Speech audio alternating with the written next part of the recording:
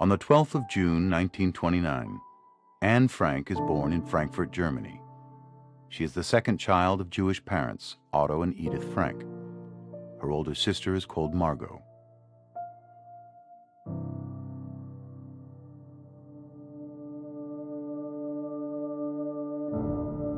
In 1933, when Anne is 3 years old, Adolf Hitler and the Nazi Party rise to power in Germany.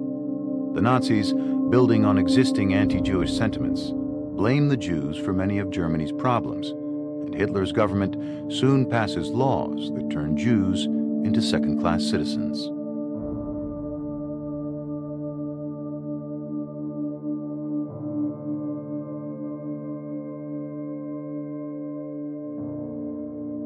As a result, many German Jews decide to leave Germany and seek refuge elsewhere.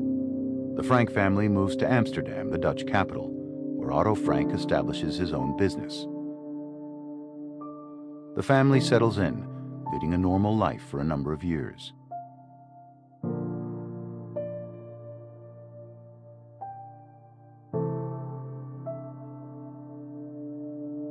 But then, in May 1940, shortly after the start of the Second World War, Nazi Germany invades the Netherlands.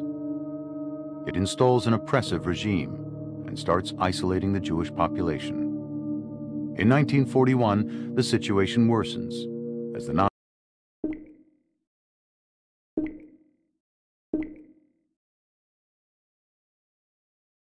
Nazis start to carry out raids, arresting Jewish men and transporting them to concentration camps in Nazi Germany.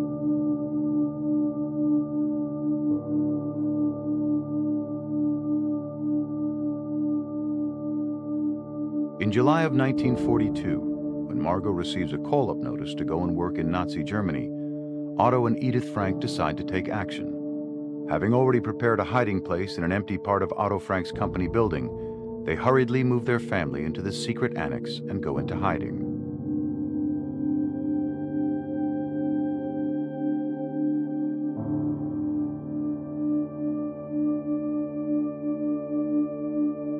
Here, the Frank family is soon joined by 4 other Jewish people: Otto's co-worker Hermann von Pels, his wife August, and their son Peter, and one of Otto's friends, Fritz Pfeffer.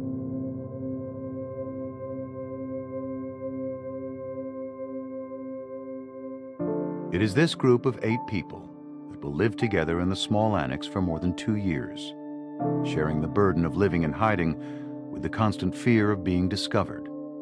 All this time, they are cared for by 6 helpers, trusted employees of Otto Frank, who supply them with food and other necessities.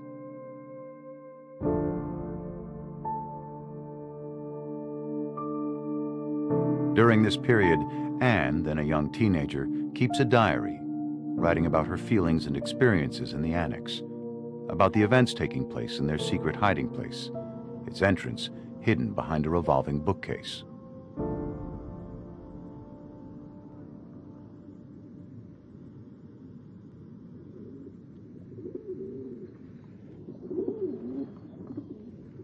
Countless friends and acquaintances are on their way to a horrible destination.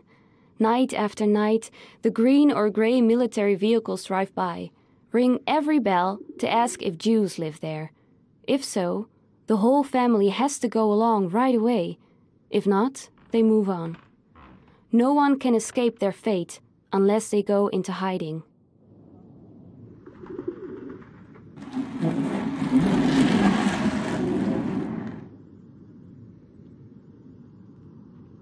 Our hiding place has now become a true hiding place. Mr. Kugler, you see, thought it would be better to place a cupboard in front of our door.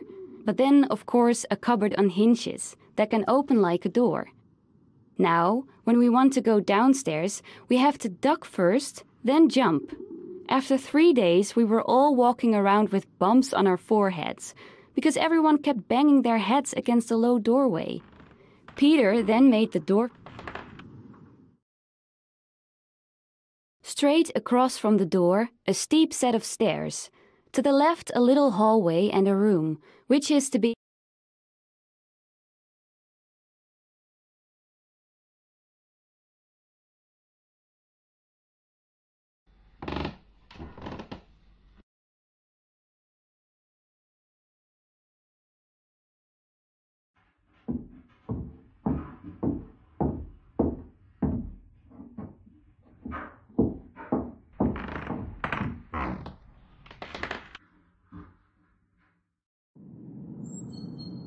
Of course, we are never allowed to look out the window or go outside.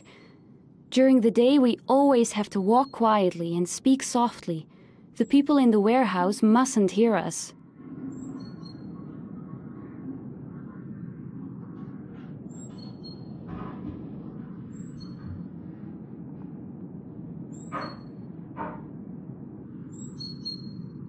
It weighs on me more heavily than I can say that we can never go out, and I am terribly afraid that we will be caught and executed. That, of course, is not a very pleasant prospect. We always look forward to those Saturdays, because that's when the books arrive. Normal people don't know how much books mean to someone who is locked up. Reading, studying, and the radio are our only distractions.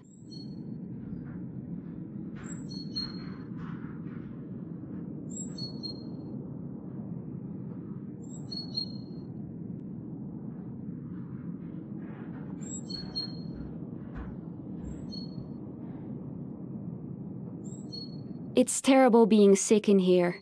Whenever I had to cough, I would crawl down deeper under the blankets and try to quieten my throat as gently as possible. But enough about being sick now. I'm feeling dandy again. I've grown half an inch, put on 2 pounds, pale and eager to learn.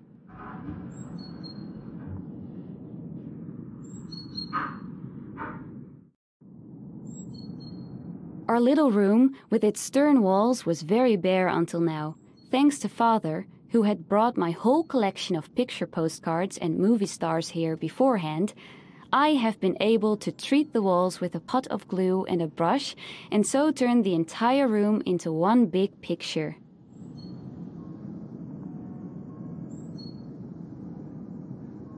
Writing lets me get rid of it all.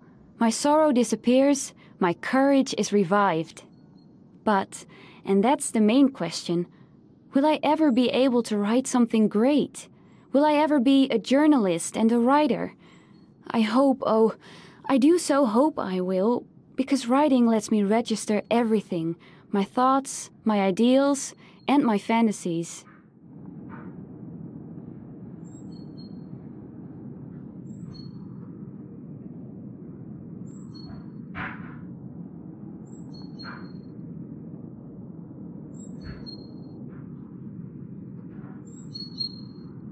As of yesterday, I have found something new.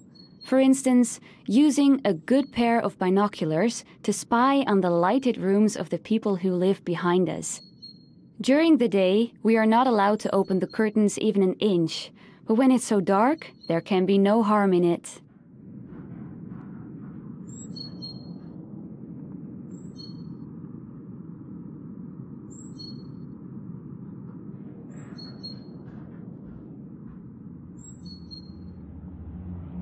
I feel bad for lying in a warm bed, while my dearest friends are out there somewhere, thrown or fallen to the ground.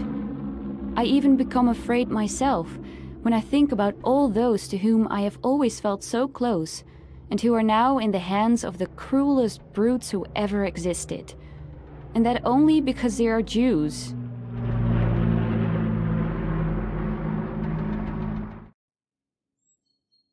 Margot and Mother are on pins and needles. Shh, Father. Quiet, Otto. Shh. It's 8:30. Come here now. You can't run the water anymore. Walk quietly. These are the various cries that go out to Father in the bathroom. At the stroke of 8:30, he must be in the room. Not a drop of water, no walking, everything quiet. When there's no one in the office downstairs, everything sounds so much louder in the storeroom.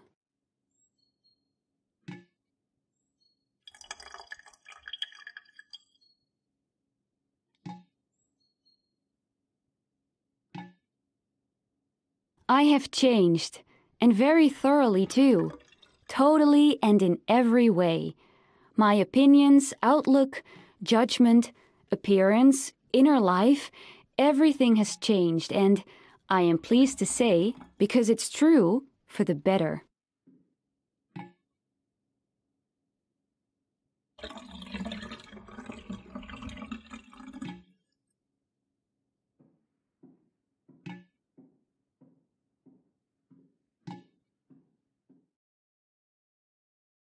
If one climbs the stairs and opens the door at the top, one is amazed to find such a large, light and spacious room in such an old canal house. The kitchen, that difference, that huge difference, is always there. One day we're laughing about the ridiculous side of being in hiding, but the next day, and for many days after that, we are afraid. You can see the fear, tension and despair on our faces.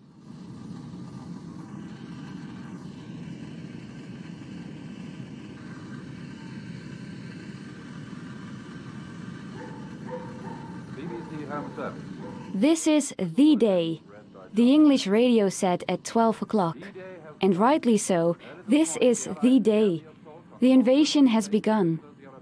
The annex in an uproar. Could it really be that the long-awaited liberation is on its way? The liberation about which we've talked so much, but that is still too lovely, too fabulous to ever come true. Could this year, this 1944, grant us victory? We don't know yet either, but the hope that springs eternal makes us brave, gives us renewed strength.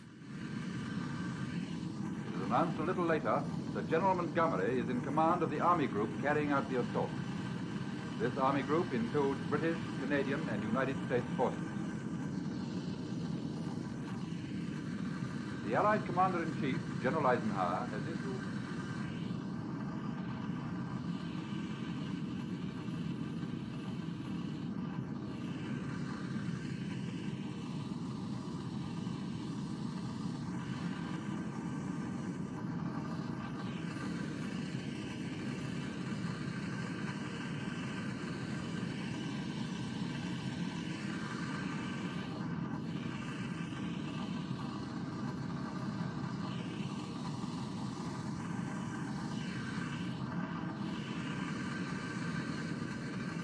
During the 21 months we've been here, we have gone through quite a number of food periods.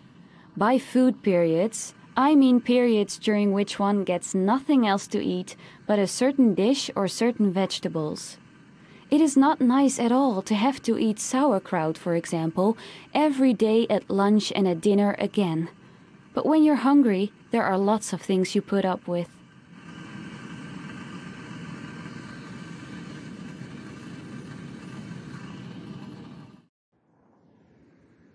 When you knock on his door early in the evening and hear someone quietly call out, "Yes, yes," then you can be sure that when you open the door, you will find him peeking out at you from between 2 steps of the stairs to the loft, and that he will usually continue with a rather welcoming "So." His little room is, well, what is it really? I think a sort of landing on the way to the loft. Very small, very dark and very humid. But he has made it into a real bedroom.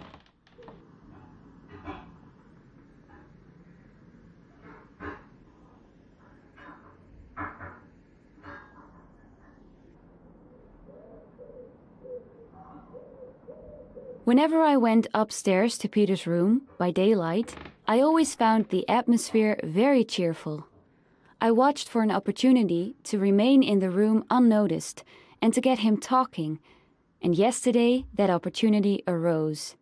Peter, by the way, has suddenly developed a mania for crossword puzzles and does nothing else these days. I helped him with it, and soon we were sitting across from each other at his table, he in the chair, me on the divan.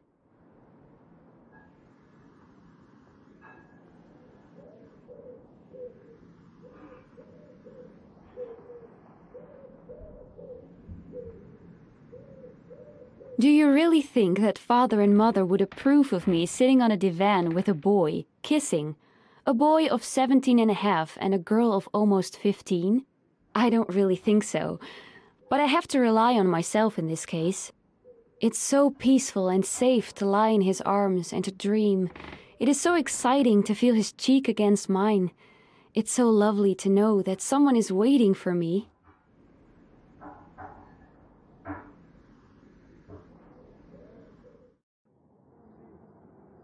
I've reached the point where it doesn't matter much anymore whether I die or whether I live on. The world will go on spinning without me, and I can't do anything to change events anyway. I let it come and do nothing but study, and hope that things will turn out well.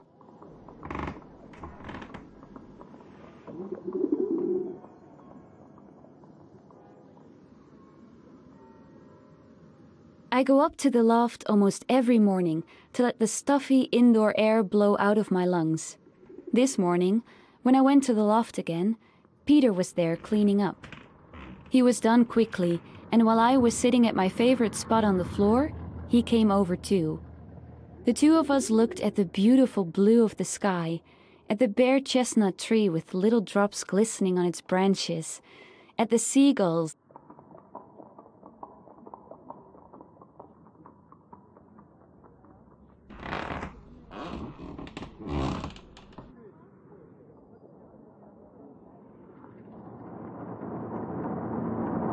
That is the difficult thing these days.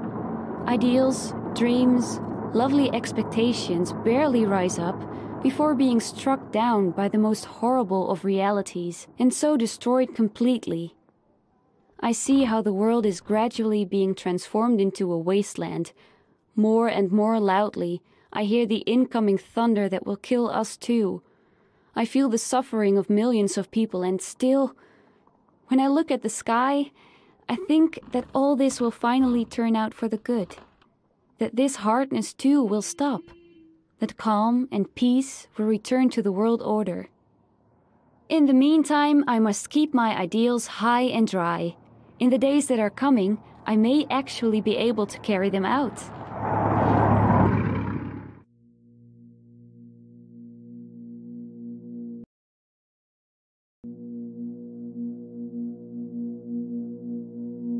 On the morning of the 4th of August, 1944, the hope Anne is holding on to is suddenly all lost.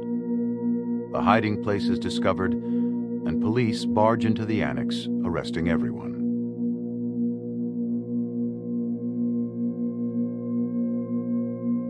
The group is transferred to Auschwitz, and men and women are separated upon arrival.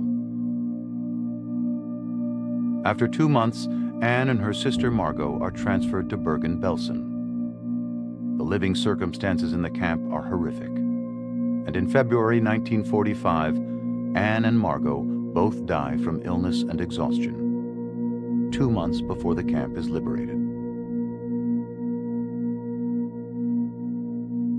Of the entire group, only Otto Frank survives the camps. When he returns to the Netherlands, he finds the annex completely ransacked. Most of Anne's writings, however, had been safeguarded after the raid by one of the helpers, Miep Gies. When it becomes clear that Anne has died, they are handed over to Otto. Upon discovering Anne wanted to publish a book about her experiences, he decides to fulfill her wish. In 1952, Diary of a Young Girl is published in English. It will become one of the most read books in the world, translated into more than 70 languages.